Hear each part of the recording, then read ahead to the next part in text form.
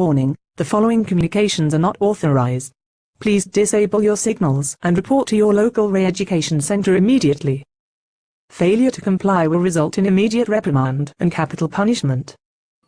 I think we've never needed a warning more than now, Eric Butler from TatumReport.com. I don't know if it even helps anymore. YouTube has just updated their policy, and it's pretty much says you can't question anything. If we even thought that was a thing before, definitely can't question it now. Coming to us live from Arizona, Eric? That is correct. Phoenix, somewhere in Phoenix. Phoenix, somewhere in Phoenix. Sounds hot. Sounds like there's a basketball game going on somewhere. I think that's what the D-bags, the Arizona Diamondbacks were playing last night, I believe. Unbelievable. And of course, the Phoenix Suns were close to winning last year, but then lost to Milwaukee, right? I don't know. It's never been the same since Steve Nash, you know? Fact. That's a fact. That's a very millennial thing right there. The Gen Zers don't know about that. Steve Nash, Amari Stoudemire, all that good jazz. And even Shaquille is Shaq, you might know him more affectionately as the end of his career. Shaq played for like all the teams in the like final 2 years of his career. Like yeah, every single exactly. Speaking of Huskier fellows, Cenk Uygur of the Young Turks fame. You know, I saw some article calling him Hassan Piker's dad or uncle or whatever he is. He actually came out and said that he thinks he can beat up Joe Rogan. He can beat his ass, this Daily Caller article says. We can pull up his tweets. He claimed Thursday night he could beat podcast host and MMA mixed martial artist Joe Rogan in a fight. Now, Joe Rogan isn't really a mixed martial artist. I mean, he does jiu-jitsu and taekwondo, but like he's not a fighter by trade. Not since he was like 18, but regardless, we'll look up exactly what he says here. Deleted. Okay, still there. I thought he might have deleted it.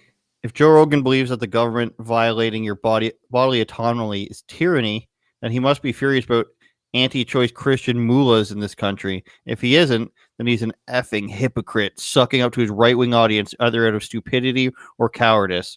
There's no way Joe Rogan would be for, like, extremely conservative Christians. Like, he's not religious at all. These are just not one of the things that you can point out that Joe Rogan says it's hypocritical, because he pretty much is not for any, extreme doctrine or anything like that. To all the loser Joe Rogan fans crying over my attack on his freedom, hypocrisy, and stupidity, are you guys part of the crew, or do you kiss his ass for fun? I thought he was a big boy who could handle himself. If he doesn't like my free speech, he can grow a pair and defend himself. So Cenk's really grasping. This seems 100% like he's doing this for publicity. And then he does one more.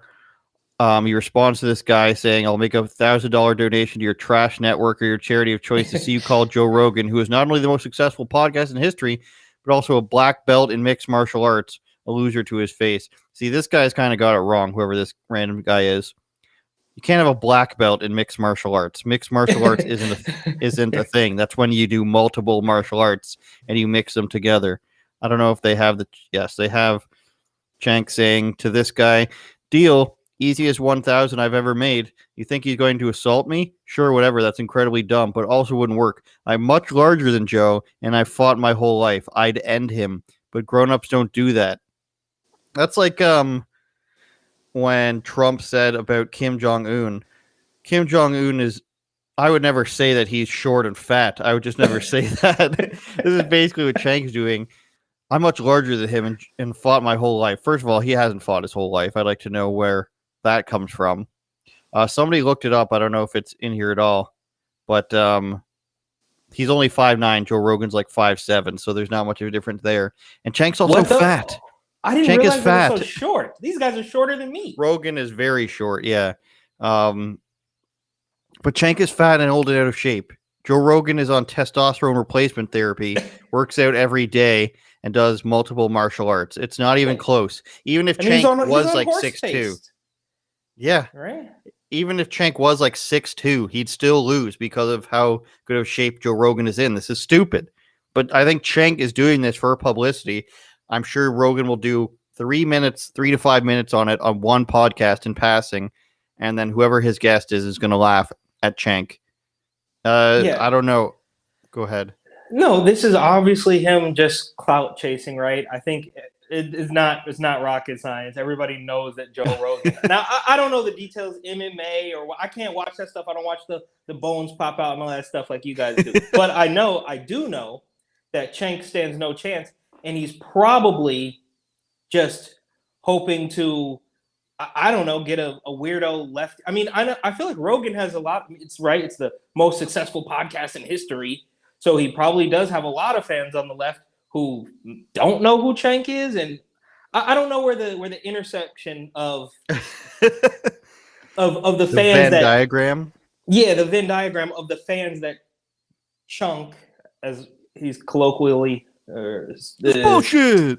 Yeah, of course. I don't know who he thinks he's gonna win over, but he gets a little time in the spotlight. It's kind of what we saw just a couple days ago with Stephen Colbert, right?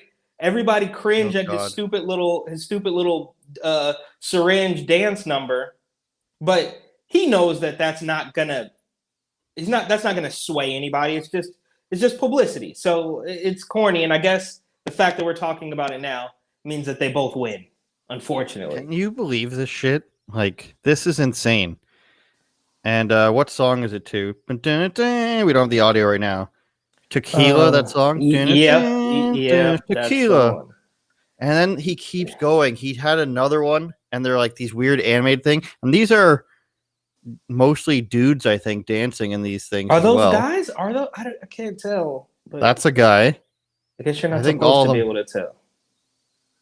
That one might be a girl, yeah, I think so. I don't know. That one is. Regardless, this is beyond stupid. And then James Corden, remember when he did one a couple months back with one of those other pop stars? And then we had the Family Guy one recently where they did like a 2-minute or 3-minute like Family Guy special edition push for. I don't even know what the new rules, what we can and can't say. Will be gone tomorrow, but luckily we have the reserve account on set up, so when they nuke yours, we can head over there. This is the new one he had to the song "Walk 1,000 Miles." It's truly disturbing. It's like, just put a Pfizer. If they put a Pfizer logo on this, Eric, nobody who's in favor of this would mind. If they put a Moderna logo on this and just said Stephen Colbert is getting paid $1 million for this video, no one in his audience would care, because they think in this weird dystopian post-truth era that they're doing the right thing. We're doing the right thing by putting this message across. So it doesn't matter if he's being paid by this, because he's being paid for good things. He's being paid to promote a positive message. And it's like, you take what China looks like and what North Korea look like in terms of their totalitarian government and how they push propaganda on their people. It seems very blatant and obvious to us. But all you have to do in the Western world, it seems, is pretend as if it's the good thing. Don't even pretend as if it's the government message. Just pretend throughout all media that this is the good and positive thing, and that, Stephen Colbert doesn't have any skin in the game at all, or these networks don't have any skin in the game, and just put a friendly face on it. And this is what it looks like. It's just people pretending that they're not on the side of the government here. It's this, and the weird thing about it is, Eric, that all the people who are in support of this are generally people who say that we don't like the government. The government's racist and fascist, even though their guy is in the office. And it's this constant hypocrisy of, I hate the government, but I love it when it's pushing things that I believe in, even though it goes against exactly what I claim to be against, which is, corporatism and fascism and things being pushed on minorities, which is what this is. But do they truly? They don't really believe this stuff, right? Like, was it Zuby who tweeted a couple days ago or maybe a week ago that I think what we all already know is that if Donald Trump, now of course we're speaking in hypotheticals, I totally understand that, but if Donald Trump were still the president, all the people who love vaccines and want it to be mandated and want to force it on you and force it on your children, force it on your whole family, would be out burning down the streets, burning down buildings and protesting against it. but because their guy is in office, they love it and they want to force you to do it. Now, as far as Colbert, I hadn't seen that new one. I mean, it's really disturbing, but I mean, that's okay?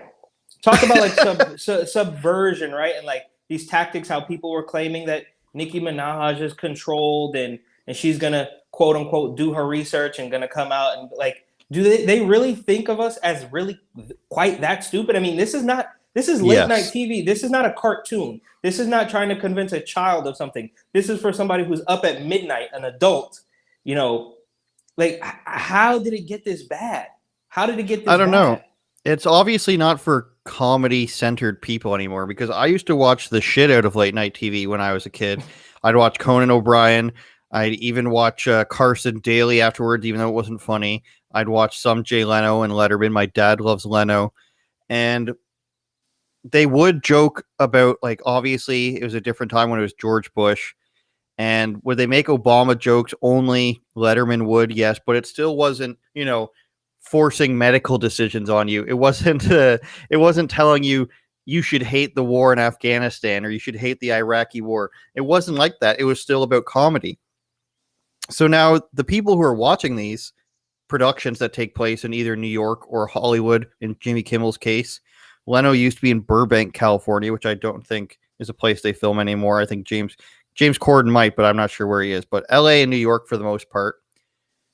And these are the people who are staying up watching it. I don't know. I don't know how much people are actually watching it or how much of it is a grandfathered in audience.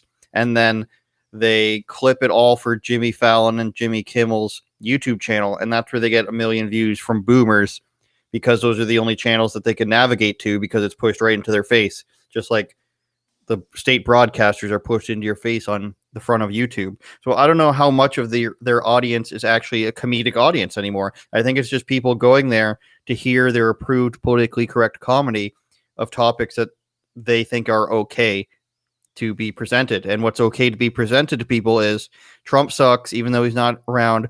Republicans are evil. And now they push all these things about abortion and vaccines, and it's really weird when your comedy is centered around like what type of medicine you should be getting. And this is going to be just like with the abortion argument, and of course global warming or climate catastrophe or climate change or whatever they're calling it this week. This is feeling more and more like just the next doomsday. So it will never end. There's never gonna be a day where Fauci's got. You see how he is always so vague, right? Well, we just have to wait and see the data is gonna come out and we're gonna. I mean, first of all, he's 80 years old, so that's a problem. But the point I'm trying to make is this is a never-ending issue. Like it started just like I don't know back. Now, correct me if I'm wrong, but I think decades, 40 or 50 years ago, climate change was actually global cooling, right? Mm-hmm. And then it went to global warming, and then they just called it climate change. So this is going to be like that in the sense that it's going to go on forever, and we're just going to have to eventually ignore it, just like we do the stupid climate change stuff. Like I'm not going to stop driving a car. You're not going to stop driving a car. AOC is not going to stop driving a car. Well, she's going to drive around in her Tesla. That's true. Many other people are not able to afford. I think also, last I checked, you couldn't finance a Tesla. I believe like some banks wouldn't even finance. You had to buy it up front. So you had to come up with $50K on the spot to get a Tesla. But the point is, interesting. This will never end. So we are in the new normal. We made it. The war will continue. I'm not going to do it. You're not going to do it. And we're going to have two parallel economies. Yeah, it's crazy. Have you heard about this new driving tax that they're piloting? Which is crazy. Makes perfect sense, right? Because they know that when they're going to force people to get the stupid shot to get on an airplane, that people are going to drive more. So we have to shake them down as they drive as well. I put out a series of images about this. It's not in place yet, but it's a pilot program. I'll try to blow this up here. So it's a vehicle mileage tax. It's in their new infrastructure bill, I believe, whatever the huge bill is that they're putting out. and I used Forbes, I used all this stuff. Vehicle mileage tax or vehicle miles traveled fee would charge motorists a fee based on how many miles they drive. Simply put, if you drive a vehicle, you'd pay money to the government for every mile you drive. And what people were estimating was 8 cents per mile. Insane. So I did the quick math on that, and you know how much you love math on Unauthorized Opinions. 20,000 miles a year, that's $1,600 US. So to me, that's like $2,500. That's a regular amount, I think. 20,000 miles. That might be a bit more than what most people drive, but especially if it seems like everybody's a delivery driver now. So you're putting this much, you just owe $1,600 at the end of the year. Pack it on. And you make minimum wage doing Uber Eats or DoorDash we have up here, and whatever else there is. Oh, also almost $2,000 you have to pay at the end of the year. Sorry. But so how do they? Any insight on how they? I mean, how they're tracking that and how they expect you to actually pay that? What they're doing is the pilot program vehicle mileage tax. So basically they put a tracking device they get volunteers, they put a tracking device on their car to see how much they would charge them. And they're going to refund the people, they say, who volunteer for this. But like I said, I use like 3 different sources. Every driver in the country would pay fees depending on their miles traveled over a certain period. And then we have Gary Sheffield asking me questions about it. But basically it's a pilot program, and they're going to get people to test it. They're going to charge you just for driving because they don't want you to drive. They're going to say it's for climate change, just like they're going to say, beef, climate change, gas, climate change, airplanes, climate change. They're going to say all this stuff so that you don't have this ability, so that the lower class, which is what they're trying to create, doesn't have this ability to eat beef, to drive their car, to go on an airplane, to travel, to go on a train if you live in Canada. You've become an underclass. We have trains here too. Yeah. I'm just saying that because the vaccine passport in Canada, you can't go on a plane or travel by train without one. So they're creating this underclass where planes and travel and beef are for the privileged people. Eat your friggin' bugs. Just start now. Eat the bugs. You might as well. You get all the protein you need anyways. That's why they push it every 3 months. Maybe we should eat bugs. Maybe bug protein is the way to save the planet. They don't even want creating us to this breathe. weird. Yeah. Right? I mean, they told us that, more than a year ago. Like, breathing is deadly. The air outside your front door is going to kill you. They want you to have nothing. And it comes on the heel of you can't talk about everything. So this new vaccine policy, check out this super creepy video. We actually all watched it at work together because it's just like, if you disagree with anything that the WHO, or like if you badmouth any vaccine, if you question the efficacy of, there you go, or ingredients, you can't question anything. Basically, if you disagree with any vaccine, or cite any information that says it's harmful, even true or false, too bad. You can't be talking about this. Could you, in theory, gather a collection of clips of the establishment politicians saying that they were skeptical of it in November 2020? Probably not. I mean, that's what Rebel News got a strike for, or demonetized for. I mean, I shouldn't misspeak because people are going to take that. But when we showed a video of Trump talking about something that was actually on CNN and still on their YouTube channel, that's what we got dinged for. Even though CNN had it and the president said it, that's what we got dinged for. So it only gets applied to certain people. But this is just this creepy video where it's just like, hey, this is kind of like Saved by the Bell, but at the same time, you can't say things part of a some of it's funny. You can't say it's part of a depopulation agenda. It does not. You cannot say that it does not reduce risk. You cannot say it contains substances that are not on the ingredient list. So you can't pontificate. You can't speculate. It's like, even if what all they're saying is true, and I don't believe it to be true, and maybe this is grounds for dismissal now, but you basically can't lie, is what they're saying. It's like, you can't lie on YouTube. You can't lie, and we've decided that we're going to be the ones to decide. Us and the WHO, there's still more to go. Us and the World Health Organization determines who lies and who doesn't. Is it the same WHO who lied about China? Sure it is. Is it the same WHO that can't investigate shit in China about the vaccine? Sure it is. But we will remove content or channels if they include other policy violations. But remember, they were also the ones at the very beginning of this who said, not me saying it. Kamala and co. No, the WHO, that it was not early on. We're talking February 2020, maybe even late January. Don't worry, it's not transmissible person to person. And then not even a month later, the whole world had to shut down.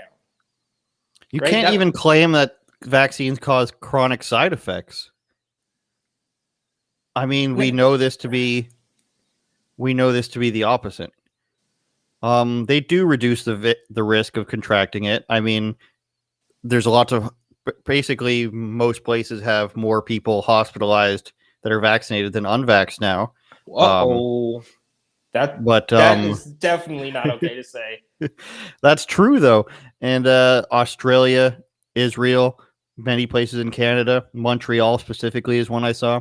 But claims that vaccines contain This is racist because we know, Andrew, right? We discussed a couple of weeks ago in New York the discrepancies. Now in New York, I don't know what it's like around the rest of the world, but in New York, the vaccination rates of people of color are far lower than that of other ethnicities, perhaps. Yes, so less than 50%. Yeah, so I feel like it's closer to 30, but whatever, doesn't matter. In New York, it's lower than 50. Okay. It's lower than the national average, yes. So if that particular population is maybe a little bit hesitant, now I'm not hesitant at all. I'm not going to do it. We're going to have to shoot it out to the death. Unbelievable. But if we know that that's the population who is maybe a little, I'm so many thoughts going through my head. We had this article a while ago about it was either the Washington Post or the New York Times, I forget, about how evangelical Christians were going to cause a third wave, fifth wave, sixth wave, or whatever. But the numbers just don't pan out, because you could say that, but you could also have a whole bunch of black people that aren't getting it. And my point is, if we know that those are the people who aren't getting it, and it's also illegal to say why you might not want to get it on YouTube, then that's racist. No? Yeah, and there's so much coming out of New York with black people marching against it and coming out against it. There's this video I wanted to show from a Burger King where this person's like, you have to go up to the cashier behind the magical plexiglass, which is actually done and bolted in right to the roof. You have to present your vaccine passport from the other side of the glass in order to make a purchase, which is that's insane. In the USA? Oh man. I don't know where that is, but it's a black woman doing this. New York. It says New York there. Oh, yeah, you're right. You are right. I know I'm making an assumption saying that she's black, but she sounds like she's black. I can tell by the voice. That's hilarious. But this is, I mean, I could be wrong. But this is what we're up against now. Whereas, like I said before, the people who say they're against all these certain things, actually, this is okay, even though it's disproportionately affecting black people. So much, in fact, that Black Lives Matter is against it. And it was okay for me to march with Black Lives Matter last summer against all the things happening to black people. But now something's happening to black people, but the Democrats say it's okay, so we can't agree with them. Shut up, Black Lives Matter. You're useless to us now. And my most recent guest on my show, Gary Sheffield Jr., he made a great point saying, like, we're talking about the whole Nicki Minaj thing, and he basically says that once they're done with you, as in the media or the Democrats, it doesn't matter if you're black, white, or Mexican or Dominican or whatever. Once you're no longer spouting their opinions for them, you're off the list. You're done. Nicki Minaj, you're a successful black woman. Doesn't matter. One of your tweets out of 20 was against what we want. You're gone. So it's what have you done for me lately? And all of a sudden, it doesn't matter if you're black or a woman. We're throwing you under the bus with everybody else. And I wonder how long that's gonna fly with people who are traditionally like, Democrats are the non-racist one, even though historically they've always been the racist ones. I'm wondering how much lifespan that idea has left, that, the Democrats are the ones fighting for people's rights and for religion, whatever it is. Well, it depends on how much harder they're going to crack down on censorship as well. I mean, what's the next? I mean, literally, the next step is just like we are getting so close to being, I don't know, North Korea or something. Like, if you say that, well, maybe the Afghanistan pullout was not perfect. He may have made a little mistake there, and how that took place. Just something as milk toast as that could now probably get. I mean, they put a guy in jail, or the military jail, for saying basically that. It wasn't like F Joe Biden, he deserves to rot in hell and burn. It was like, how come nobody stood up and questioned this procedure? And they literally put him in jail. So it's only a matter of time before we get to the point, and to the point where you can't say the Democrats are the party of the KKK or stuff like that. They're gonna erase history, right? They tear down the statues, and then they put up George Floyd. So they're gonna rewrite it all, and hopefully, I mean, people can see through it. People know, right? I mean, from Florida all the way to California, people know, but we're under the boot of their corruption, and they will. I mean, that's why they're all 80 years old. They're just clinging on to this last bit of power through this virus and through this stupid shot that I don't know if it's the Overton window, but they've moved so far to the left that you can't even voice. I mean, it goes without saying you can't voice an opinion. But think about like Matt Walsh, for instance, who went to the school board meeting, and he has to wear a mask. So he's already surrendered that little bit of nonsense just to tell them how stupid they are. So he's standing there reaming these people, but they forced him to wear the mask even to talk. So it's just like you can't do anything without their approval, and it's sad. And I don't know how we go back. We probably don't go back. We evolve. And I was talking to my buddy just the other day who was trying to leave a comment on Instagram, and I think I've told you about how you can't say the word scumbag in the comments on Instagram. But he said, I forget exactly what he said, but it gave him the little notice like, this will be flagged. But it was super. It wasn't like F you, burn in hell. It was like, this doesn't really make sense. And it was like, this content is similar to other comments that have been reported. And it's like, we're getting there was no swear words. There was nothing extreme in it. I forget exactly what he said, but it definitely did not warrant. I mean, nothing warrants these stupid notices, right? But this was milk toast, and this is how far we've come. There's a video going around since last night talking about censorship, and I'm wondering how they're gonna do this. It's at a NASCAR, or one of the lower leagues of NASCAR, which has levels. I learned recently, just like any sport, like graduation levels below it. Because I'm just judging by the crowd. They were screaming F Joe Biden, which is a new hit phenomenon at sports events in colleges across the country. And apparently this guy says, I haven't watched the clip, I just learned about it last night. But apparently he says, I think they're chanting, let's go Brandon. And that's it there. From arenas and stadiums now. And put in the fake cheers and applause like they did for hockey and soccer last year, which nobody liked because it was so stupid. Are they just gonna have to start blanking out crowd noise? I wouldn't put it past them, and it's funny too because back in 2015, maybe when Donald Trump was campaigning, they had a YG who, to be honest with you, I actually used to like his first album.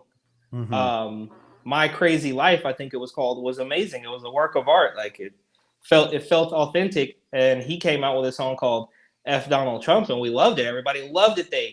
I didn't love it. I thought it was a stupid song. It didn't, and I can admit if the beat's hot or whatever, and like I can admit that, but the song was trash. I mean, R.I.P. to Nipsey. Everybody loved. Nipsey Hussle died and everybody pretended like they were the biggest Nipsey Hussle fan, and I'm calling a lot of bluffs on that because I don't think a lot of these people were Nipsey Hussle fans, but that's a completely different story. And shout out to Brandon there, I guess. I don't know anything about NASCAR or the undercard levels of NASCAR or whatever these minor leagues are, but shout out to that guy for I guess he won. Is that why he's talking to her? Yeah. I don't know the whole story. The best thing I saw from NASCAR ever is one time I was at my girlfriend's house, just one time. She gets crazy amount of channels. I don't know what their cable is called, but I'm just like, won't it be funny to just watch NASCAR? And they have this thing called overtime, where if they finish the race, like they conclude all the laps under caution, which is like what happens when there's an accident or a crash. They all have to do like slow laps while they clean up the crash and get it off the track. If they finish the race on that, they go into this thing called overtime.